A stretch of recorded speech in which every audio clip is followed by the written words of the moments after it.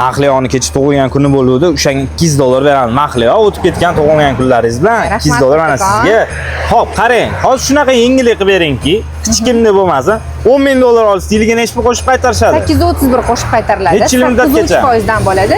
1 yildan 7 yilgacha olishlari mumkin bo'ladi. Bu $30,000 dan boshlanadi. Oliy to'lovni tanishtiring.